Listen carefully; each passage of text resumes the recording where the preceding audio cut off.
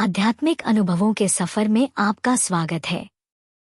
धर्म पाठिका के साथ चलें ज्ञान के इस समुद्र में और गहराइयों तक पहुँचें। नमस्कार। अध्याय 15 में हमने यह जाना कि इस अस्थायी संसार को पार करने के लिए हमें आत्मा की पहचान करनी होगी। आत्मा अनंत और अमर है, जबकि शरीर और मन सब कुछ अस्थायी हैं। हमें आत्मा को पहचानने और उसके साथ एकता स्थापित करने की आवश्यकता है। चलिए इसी के साथ हम अध्याय 16 की शुरुआत करते हैं। भगवान श्री कृष्ण ने कहा, हे भारत, जिन लोगों के पास दिव्य गुण होते हैं वे निम्नलिखित विशेषताओं से युक्त होते हैं। वे निडर होते हैं, किसी भी प्रकार के डर से मुक्त। उनके दिल में शुद्धता होती है जो उनके हर काम में झलकती है। वे आध्यात्मिक ज्ञान को पूरी तरह अपनाते हैं और उसमें तल्लीन रहते हैं। वे उदार होते हैं और खुशी से दान करते हैं। वे अपनी इच्छाओं और भावनाओं पर नियंत्रण रखते हैं। वे अपने स्वार्थों की बजाय समाज के लिए बलिदान देने में विश्वास रखते हैं। वे वेदों का अध्ययन करते हैं और उनके ज्ञान को जीवन में लागू करते हैं। वे तपस्या और साधना में विश्वास रखते हैं। वे ईमानदार और सच्चे होते हैं, बिना किसी ढोंग के। वे हिंसा से दूर रहते हैं और शांति को महत्व देते हैं। वे सत्य के मार्ग पर चलते हैं। वे क्रोध को नियंत्रित रखते हैं। वे सांसारिक सुख साधनों का त्याग करने में सक्षम होते हैं। वे शांति और स्थिरता को महत्व देते हैं। वे दूसरों के दोषों पर ध्यान नहीं देते। वे सभी जीवों के प्रति करुणा और सहानुभूति रखते हैं। वे धन के प्रति लालच से मुक्त होते हैं। वे सौम्यता और विनम्रता के साथ व्यवहार करते हैं। वे विनम्र और आदरपूर्ण होते हैं। वे मानसिक और भावनात्मक रूप से स्थिर होते हैं। वे साहसिक और वीर होते हैं। वे क्षमा और दया के भाव रखते हैं। वे धैर्य और सहनशीलता से काम लेते हैं।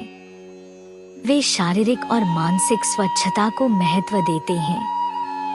वे ईर्ष्या और मान प्रतिष्ठा की इच्छा से मुक्त होते हैं। इन गुणों से युक्त लोग मोक्ष की ओर बढ़ते हैं और उनके जीवन में सच्ची खुशी और शांति होती है। लेकिन जो लोग आसुरी गुणों से भरे होते हैं वे इसके विपरीत होते हैं। उनके पास निम्नलिखित गुण होते हैं। वे ढोंग और दिखावे में विश्वास रखते हैं। वे अपने आप को बहुत बड़ा मानते हैं। वे गर्व और आत्मसंतोष से भरे होते हैं। वे जल्दी क्रोधित हो जाते हैं।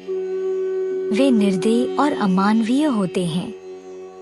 वे आध्यात्मिक ज्ञान से वंचित होते हैं और सही गलत का भेद नहीं समझते। ऐसे लोग यह नहीं समझ पाते कि क्या करना चाहिए और क्या नहीं। वे मानते हैं कि यह संसार झूठा है और दैवी तत्व से रहित है। उनका मानना है कि पुरुष और स्त्री के बीच का संबंध ही सबका स्रोत है और कामवासना के अलावा जीवन का कोई उद्देश्य नहीं है। ये लोग अपनी इच्छाओं को पूरा करने के लिए किसी भी गलत तरीके से धन इकट्ठा करने में लगे रहते हैं। वे कहते हैं, मैंने यह हासिल किया है, अब मैं अपनी बाकी इच्छाएं पूरी करूंगा। यह धन मेरा है और भविष्य में बढ़ेगा। मैंने इस शत्रु को हराया है और भविष्य में औरों को भी हराऊंगा। मेरा ही राज है। मैं ही सुखी हूँ। मैं धनी हूँ। क्या मेरे बराबर कोई है? मैं यज्ञ करूंगा, दान करूंगा और भोग करूंगा। इस प्रकार वे अपने अज्ञान और अहंकार में बहक जाते हैं।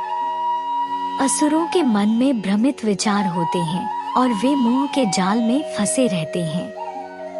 अपने भौतिक सुखों को पाने के लिए वे किसी भी गलत तरीके से धन जुटाने में लगे रहते हैं और अंततः घोर नरक में गिरते हैं।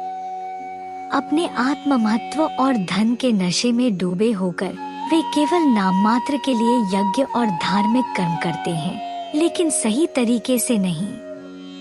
वे अहंकार, बल, अभिमान, कर्म और क्रोध के वश में होते हैं और भगवान से घृणा करते हैं, जो उनके और सभी जीवों के शरीर में निवास करता है।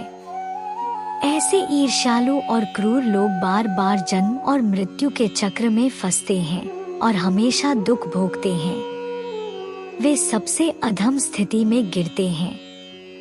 इस संसार में आत्मविनाश की ओर ले जाने वाले 3 प्रमुख बुरे मार्ग हैं: कर्म, क्रोध और लालच।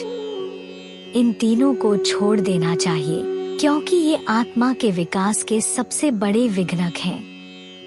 जो इनसे मुक्त होता है वह अपने सर्वोत्तम हित में आचरण करता है और अंततः परम धाम तक पहुंचता है। जो लोग वेदों के नियमों की अनदेखी करते हैं और केवल अपनी इच्छाओं को पूरा करने में लगे रहते हैं, वे कभी भी सिद्धि, सुख या परम धाम प्राप्त नहीं कर सकते। इसलिए वेदों के नियम तुम्हारे मार्गदर्शक हैं कि क्या करना चाहिए और क्या नहीं। तुम्हें इन नियमों के अनुसार अपने कर्तव्यों को निभाकर जीवन में सफल होना चाहिए। भगवद गीता के अध्याय 16 दैवासुर संपद विभाग योग की यहीं पर समाप्ति होती है। अगर आपको यह वीडियो पसंद आई हो तो कृपया हमारे चैनल को सब्सक्राइब करें, ताकि हम ऐसी और ज्ञानपूर्ण वीडियोस आपके लिए ला सके। धन्यवाद।